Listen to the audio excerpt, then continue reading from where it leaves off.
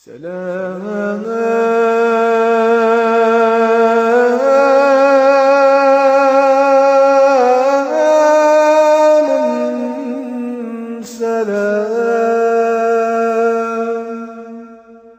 alaikum, Cheikh. Wa alaikum salam wa rahmatullahi wa barakatuh. Alors, nous sommes là dans le cadre donc de l'association Aswab Jamil. Et c'est une association qui est engagée pour la communauté musulmane, notamment pour le bien-être des élèves apprenant le Coran. Et donc cette association, à travers donc ses activités, a pu engager, a pu faire engager des parrains qui donc parrainent des élèves de votre école. Étant donné que vous êtes le responsable de l'école, nous souhaiterons que vous parlez de vous. أعوذ بالله من الشيطان الرجيم بسم الله الرحمن الرحيم الحمد لله رب العالمين والصلاة والسلام على رسول الله وعلى آله وصحبه أجمعين. Avant tout, je vous remercie pour cette visite de courtoisie. Nous prions Allah subhanahu wa ta'ala qu'il vous fortifie dans votre travail, qu'il vous donne la force de continuer, de réaliser beaucoup.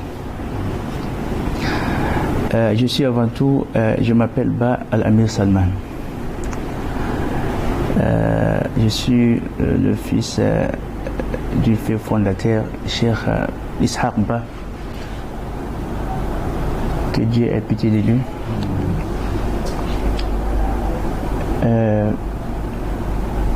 J'ai été formé par lui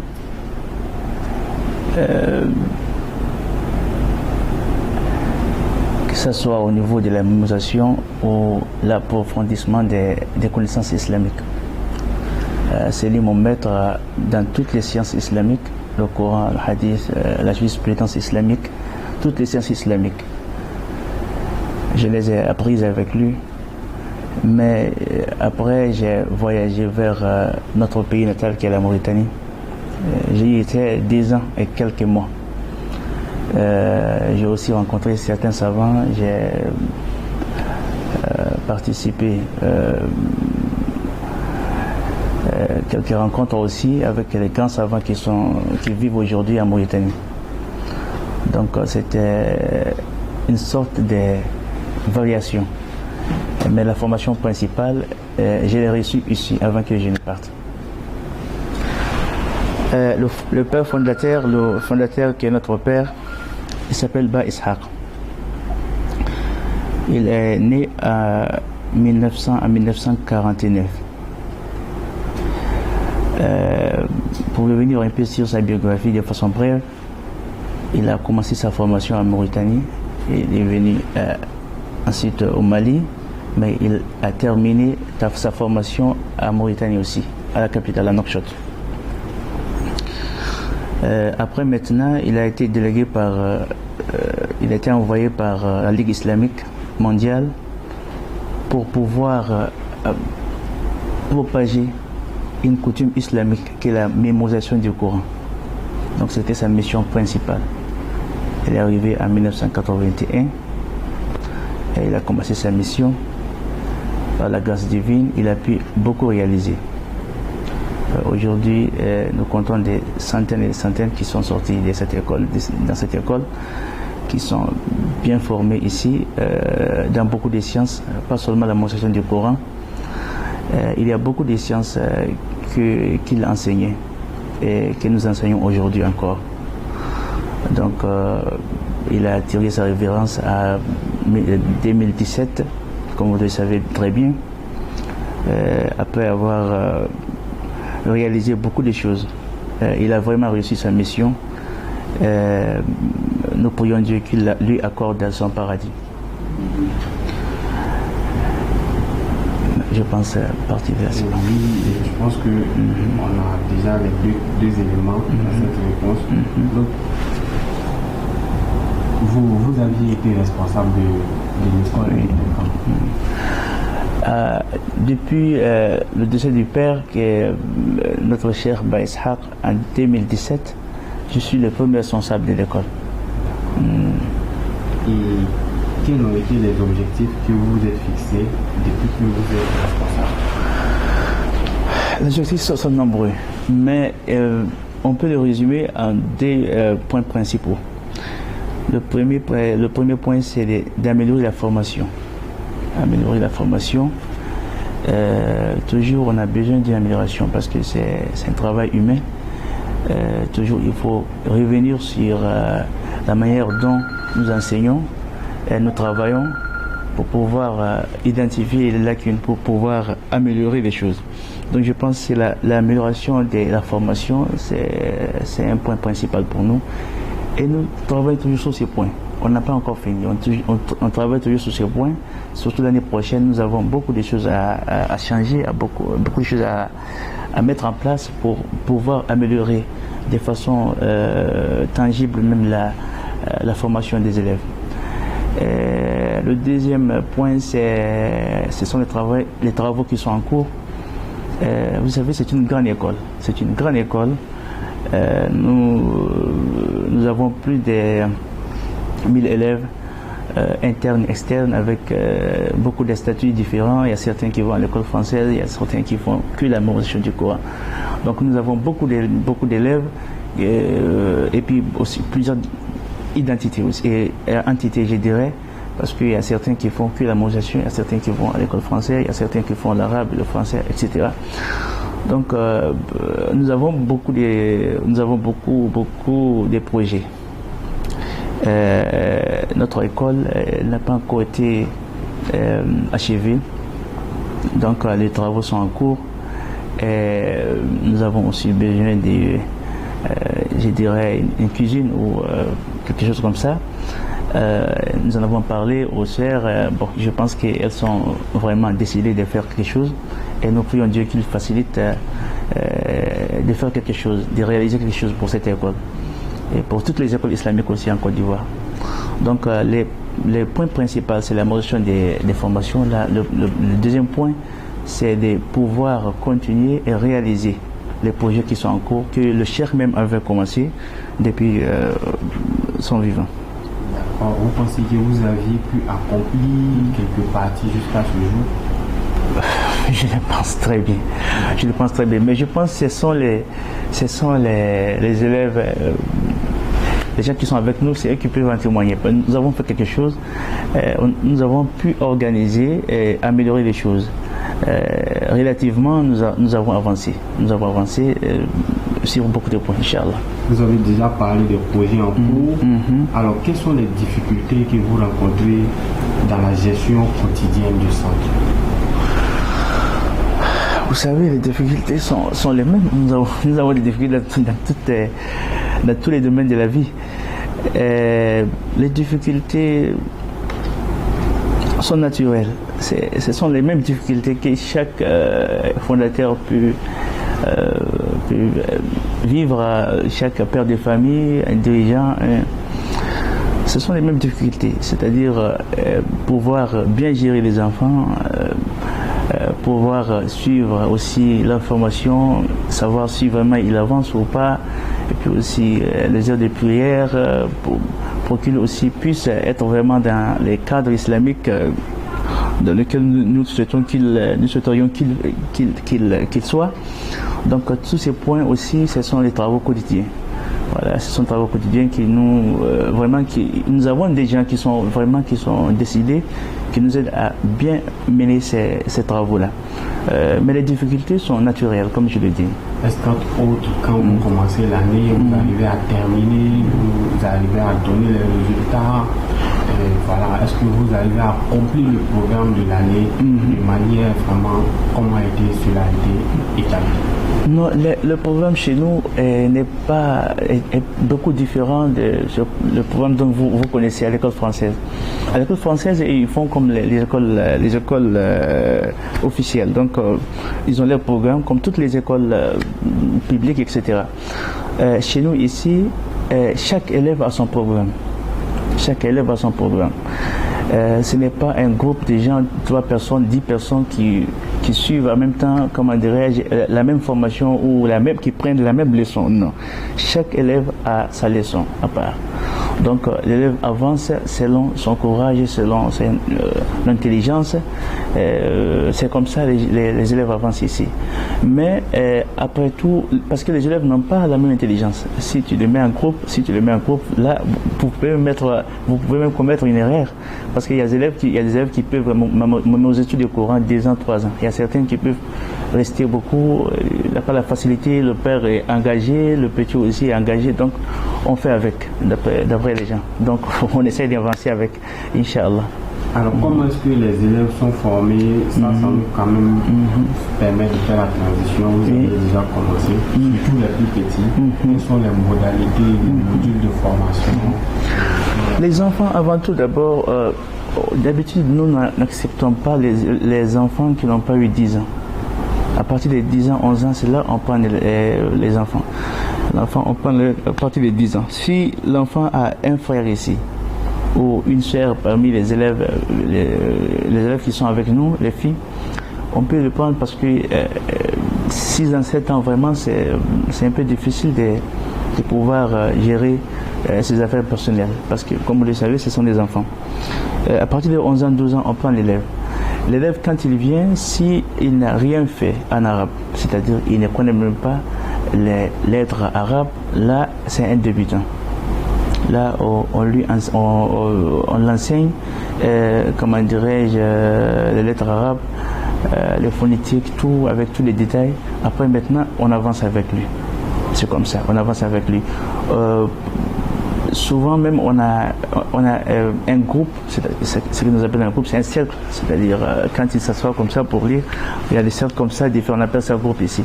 Donc, il y a des groupes qui ne contiennent que des élèves, que des débutants, des élèves qui viennent d'arriver, qui ne connaissent même pas la lecture arabe, qui ne savent pas lire les lettres arabes. Donc, ils ont une formation particulière avant qu'ils ne commencent la mémorisation.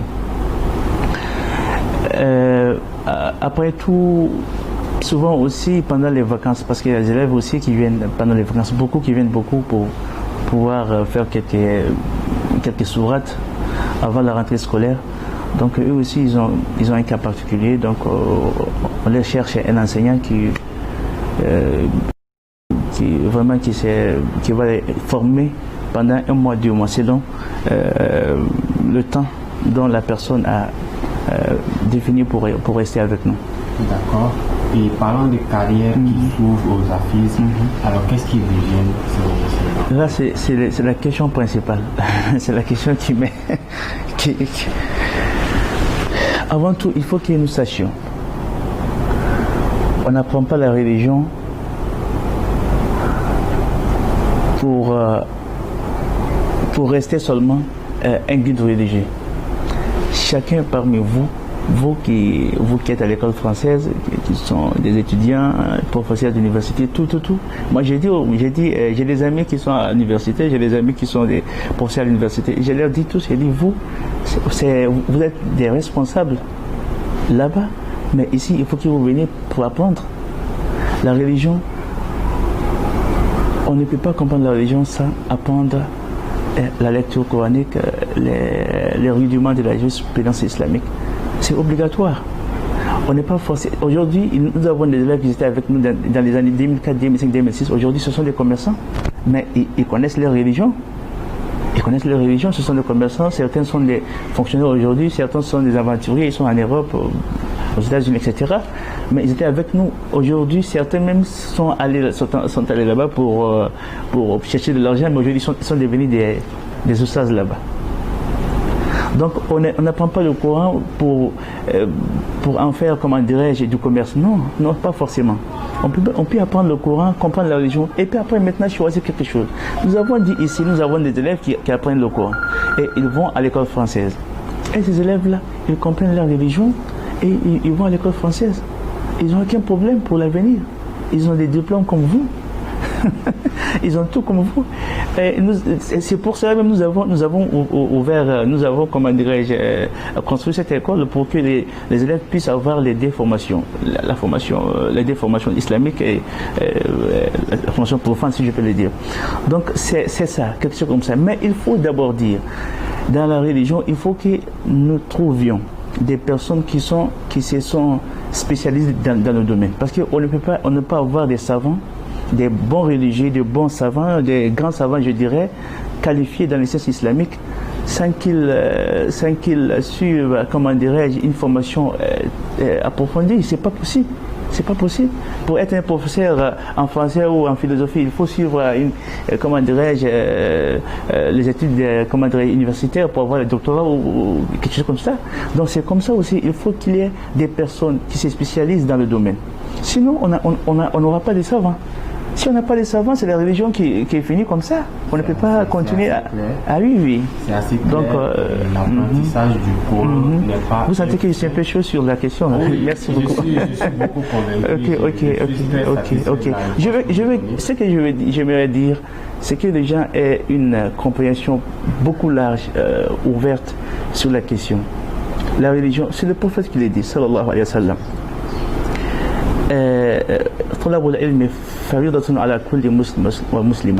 La quête du savoir est une obligation sur chacun parmi nous, les musulmans. Chacune, les femmes qui sont là aussi, elles doivent apprendre comme les hommes aussi.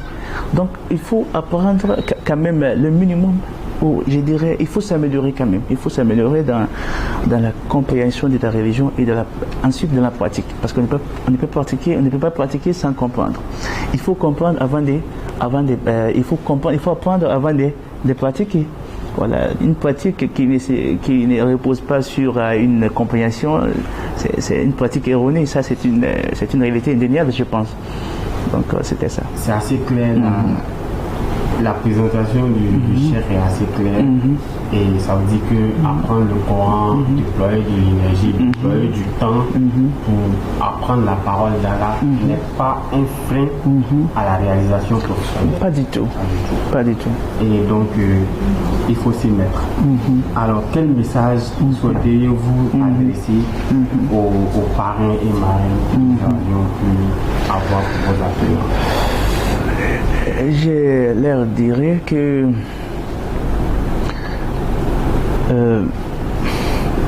parrainer les enfants, aider les pauvres dans leurs besoins quotidiens, que ce soit à l'école ou en famille, je pense que c'est un travail très noble en islam. Très très noble en islam. On leur dit simplement que nous vivons une époque où la gentillesse, la bonté n'existe plus comme avant. Donc s'il y a peu de gens qui se sont engagés dans ce domaine, vraiment on prie pour eux, pour que Dieu leur donne la force de continuer. Et on est toujours optimiste, on prie pour que ces gens-là, comment dirais-je, soient, comment dirais-je, nombreux. Parce qu'aujourd'hui, il y a peu de gens qui s'engagent dans ce domaine.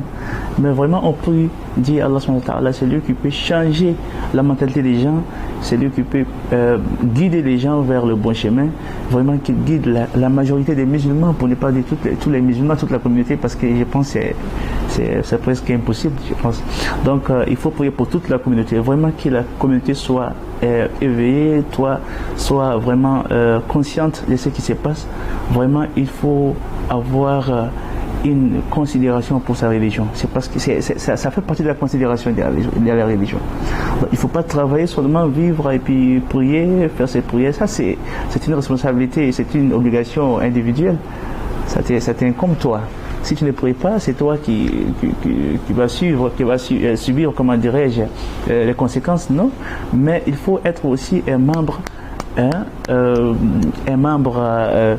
actif dans le travail communautaire.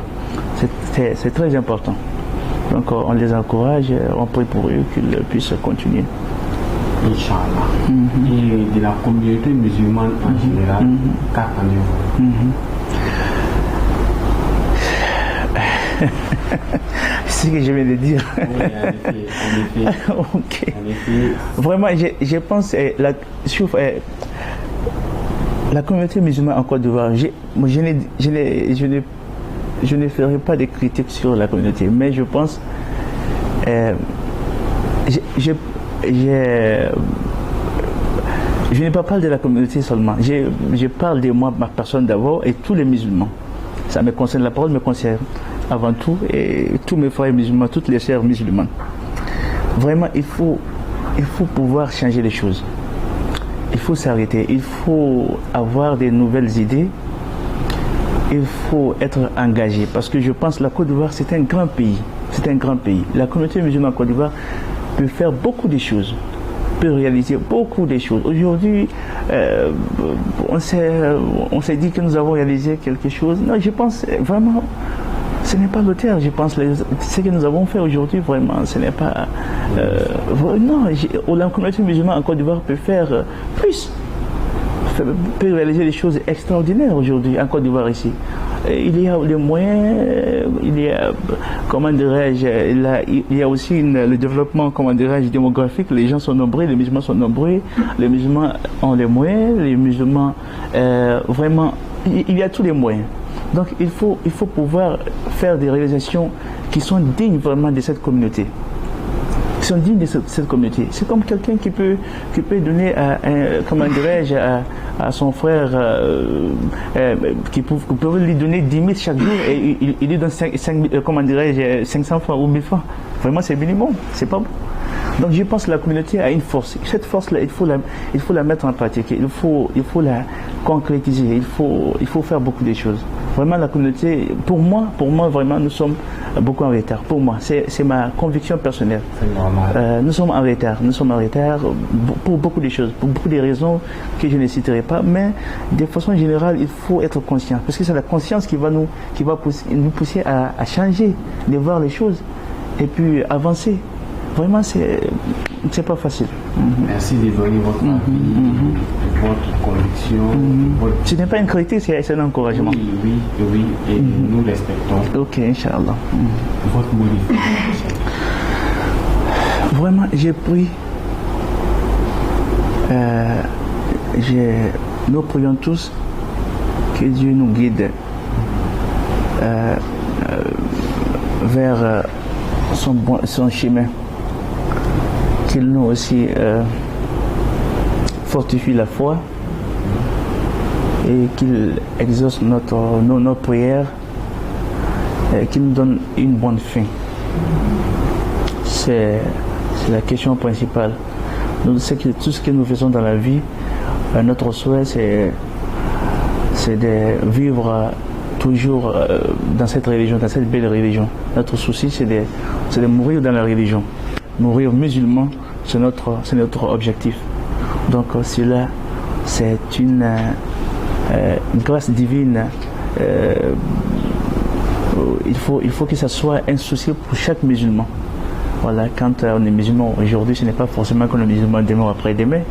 Aujourd'hui même, nous sommes, je dirais, beaucoup des musulmans sont des musulmans de naissance.